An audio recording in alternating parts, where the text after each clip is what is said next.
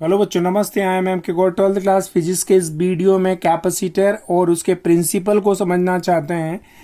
Capacitor बच्चों एक ऐसा डिवाइस है जिसकी हेल्प से कंडक्टर की कैपेसिटी को इंक्रीज कर सकते हो आप, लेकिन उसके वॉल्यूम और उसके एरिया और साइज को चेंज नहीं करना है। Without in changing of its area, size and volume we can increase to the capacity of the conductor. मतलब किसी कंडक्टर की कैपेसिटी को आप इंक्रीज कर सकते हैं, जबकि उसके साइज में, उसके एरिया में, उसके वॉल्यूम में कोई चेंज नहीं करना है। तब ऐसे अगर कोई डिवाइस होगा, ऐसा कोई डिवाइस होगा, उस डिवाइस को कैपेसिटर कहते हैं।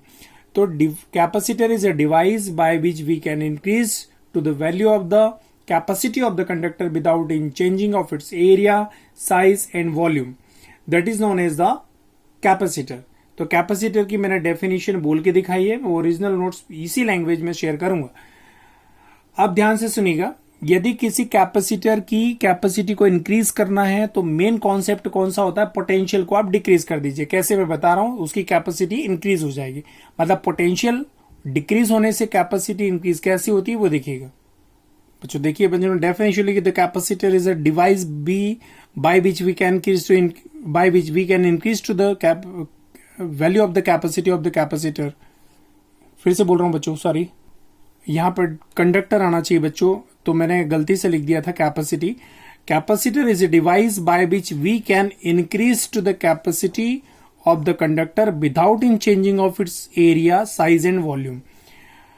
अब मैंने आपको बताया कैपेसिटी को इंक्रीज करना तो वॉल्यूम को क्या करना पड़ेगा? डिक्रीज करना पड़ेगा। वो कैसे, देखिएगा ध्यान से। देखिए बच्चों, हम जानते हैं capacity equal to charge upon volume होता है। कैसे, ध्यान से देखिएगा, चार्ज अपॉन पोटेंशियल, सॉरी,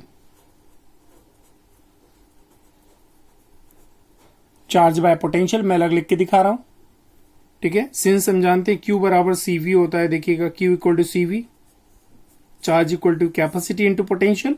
तो capacity equal to charge upon में पोटेंशियल, तो यहां पर पोटेंशियल आना चाहिए। देखिएगा ध्यान से, यदि पोटेंशियल की वैल्यू, चार्ज सेम रहने दे कंडक्टर के ऊपर, यदि कुछ ऐसा कुछ किया जाए कि पोटेंशियल डिक्रीज हो जाए तो कैपेसिटी क्या हो जाएगी? इंक्रीज हो जाएगी, इस फॉर्मूले के अकॉर्डिंग। अब यदि चार्ज को कांस्टेंट करते हैं, साइज और एरिया, वॉल्यूम भी कांस्टेंट करते हैं, चार्ज भी कांस्टेंट है, कंडक्टर को कोई चेंज नहीं करना, दोनों में चार्ज भी चेंज नहीं करना है, वॉल्यूम और साइज और एरिया भी चेंज नहीं करना है, लेकिन पोटेंशियल डिक्रीज हो जाए, तो पोटेंशियल अगर डिक्रीज हो जाएगा तो कैपेसिटी क्या हो जाएगी? इंक्रीज हो जाएगी। तो कैपेसिटर की डेफिनेशन यही है कि चार्ज को भी चेंज नहीं करें, ठीक है। मतलब चार्ज कितना दे पाएंगे उस लिमिट को अपन क्या कहते हैं? कैपेसिटी। मतलब एरिया, साइज और वॉल्यूम को चेंज नहीं करना है, तब आप पोटेंशियल को डिक्रीज करके उसकी कैपेसिटी को क्या कर सकते हैं? इंक्रीज कर सकते हैं। तो ऐसे डिवाइस को कैपेसिटर कहते हैं। अब मैं आपको क्या करके दिखा रहा हूं, इसका प्रिंसिपल समझा रहा हूं। देखिएगा बच्चों, कैपेसिटर में दो मेटल की प्लेटें होती हैं या दो कंडक्टर होते हैं, चाहे वो प्लेट हैं, चाहे वो स्फेरिकल बॉडी है, चाहे सिलेंडर है। दो कंडक्टर आपको लेने होते हैं। एक चार्ज्ड कंडक्टर लेना होता है आपको, मतलब इसको आपको चार्ज देना होता है। सपोज करते हैं मैंने प्लस क्यू चार्ज दिया जो यूनिफॉर्मली पूरी तरह से स्प्रेड हो गया। अब इलेक्ट्रोस्टैटिक इंडक्शन से क्या होगा, यहां पर similar charge, sorry, dissimilar charge create हो जाएगा कंडक्टर बी के नियर एंड पर। ये प्लस है तो ये माइनस, अगर ये माइनस होता तो प्लस। तो यहां पर नियर एंड पर कंडक्टर, जो अनचार्ज्ड कंडक्टर था, उसके नियर एंड पर डिसिमिलर चार्ज क्रिएट हो जाएगा, ठीक है। मतलब कैपेसिटर में दो कंडक्टर आपको लेने होते हैं, एक चार्ज्ड होता है और दूसरा क्या होता है? अनचार्ज्ड कंडक्टर होता है। तो इलेक्ट्रोस्टैटिक इंडक्शन की फिनोमिनन होती है, और यहां पर अगर प्लस चार्ज है तो अपोजिट चार्ज क्रिएट होगा यहां पर, और सिमिलर चार्ज क्रिएट हो जाएगा फॉर एंड पर, दूर वाले सिरे पर प्लस चार्ज क्रिएट हो जाएगा, मतलब सिमिलर चार्ज क्रिएट हो जाएगा। अब क्या होता है कि यदि इसकी कैपेसिटी बढ़ानी है, ये चार्ज कंडक्टर है, इसकी कैपेसिटी बढ़ानी है, और अगर इसकी कैपेसिटी बढ़ानी है तो ये जो नेगेटिव चार्ज है इसके पोटेंशियल को डिक्रीज करेगा, और पोटेंशियल डिक्रीज होने के कारण से कैपेसिटी क्या हो जाएगी? इस कंडक्टर की बढ़ जाएगी। लेकिन प्रॉब्लम क्या है कि ये प्लस चार्ज इसके पोटेंशियल को क्या करेगा? ये प्लस चार्ज इसके पोटेंशियल को इंक्रीज करेगा, और पोटेंशियल इंक्रीज होने से इसकी कैपेसिटी जो है, कंडक्टर की कैपेसिटी डिक्रीज हो जाएगी। ओके, अब यहां पर हम क्या करते हैं कि ये जो चार्ज है अगर यहां नहीं बचता है, इसको कहीं और ट्रांसफर कर देते हैं, ठीक है, तब ये रिमेनिंग चार्ज जो है माइनस है, और इस माइनस चार्ज के कारण से कंडक्टर की पोटेंशियल कम हो जाएगी, और पोटेंशियल कम होने से कैपेसिटी क्या हो जाएगी? इंक्रीज हो जाएगी। तो हम क्या करते हैं, ये जो चार्ज है नेगेटिव चार्ज, उसके कारण से इसकी कैपेसिटी इंक्रीज हो रही है, ठीक है, तो ये फायदेमंद हुआ। लेकिन ये जो चार्ज है उसकी वजह से इसकी पोटेंशियल की वैल्यू क्या हो रही है, डिक्रीज हो रही है, ठीक है, सॉरी, इनके ये जो प्लस चार्जेस की वजह से इसकी पोटेंशियल की वैल्यू क्या हो रही है, इंक्रीज हो रही है। और इंक्रीज होने की वजह से कैपेसिटी क्या हो रही है, डिक्रीज, मतलब इस चार्ज की वजह से कैपेसिटी इंक्रीज होती है, इस चार्ज की वजह से कैपेसिटी डिक्रीज हो रही है। तो ये वाला जो चार्ज है वो नुकसानदायक है, इसीलिए हम इसको ग्राउंडेड कर देते हैं। ग्राउंडेड करने से होता क्या है कि इसे रिमेनिंग चार्ज माइनस रहेगा, जिससे इसकी कैपेसिटी क्या हो जाएगी, इंक्रीज हो जाएगी। तो मैं इसको ग्राउंड करके दिखा रहा हूं, देखिएगा बच्चों, देखिएगा यहां पर मैंने इसको ग्राउंड किया, जिससे पूरा होल चार्ज प्लस में चला, ग्राउंड में चला गया, और उसकी वजह से यहां पर प्लेट बी पर ओनली फॉर माइनस मतलब नेगेटिव चार्ज है, और इसके कारण से इसकी पोटेंशियल की वैल्यू डिक्रीज हो जाती है और इसकी कैपेसिटी क्या हो जाती है, इंक्रीज हो जाती है। मतलब यहां पर कैपेसिटर की बात करें तो दो कंडक्टर लेने होते हैं, चार्ज और दूसरा अनचार्ज। अनचार्ज कंडक्टर के कारण से जो है यहाँ इलेक्ट्रोस्टैटिक इंडक्शन होगा, और इलेक्ट्रोस्टैटिक इंडक्शन से कंडक्टर ए की पोटेंशियल कम हो जाएगी, और पोटेंशियल कम होने से इसकी कैपेसिटी बढ़ जाएगी। यहां पर कैपेसिटी अगर और बढ़ाना है तो पोटेंशियल कम करना पड़ेगा। तो पोटेंशियल कम करने के लिए एक तरीका और भी होता है कि दोनों प्लेटों के बीच में डाइलेक्ट्रिक मीडियम रख दें। तो सपोज करते हैं यहां पर डाइलेक्ट्रिक मीडियम रख रहा हूं, देख लीजिए यहां पे, और जिसका डाइलेक्ट्रिक कांस्टेंट क्या हो जाता है, के। डाइलेक्ट्रिक मीडियम रखने के बाद पोटेंशियल की वैल्यू कम हो जाएगी कंडक्टर की, और पोटेंशियल जैसे ही कम होता है कैपेसिटी क्या हो जाएगी, बढ़ जाएगी। तो यहां पर क्या किया, कुल मिला के दो चीजें, दो कॉन्सेप्ट आपने यूज किए।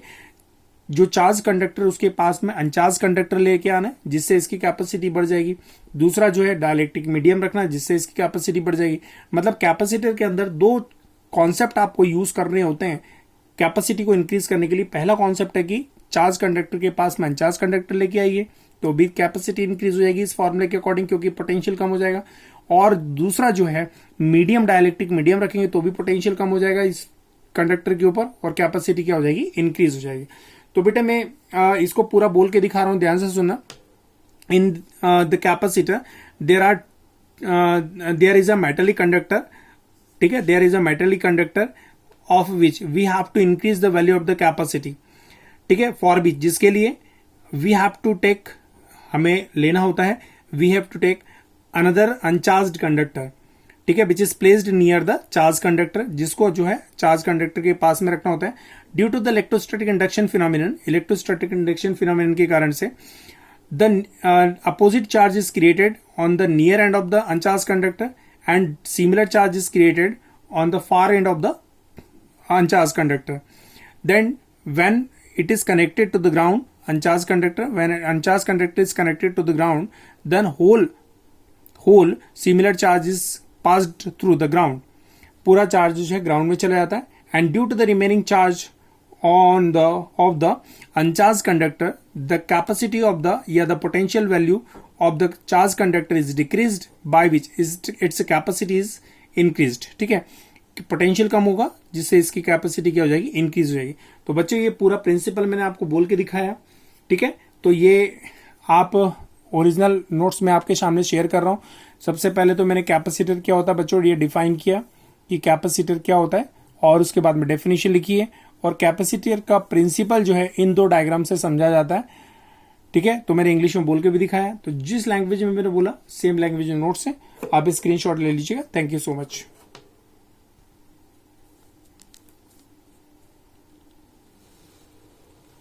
चलिए बच्चों ये ओरिजिनल नोट्स हैं।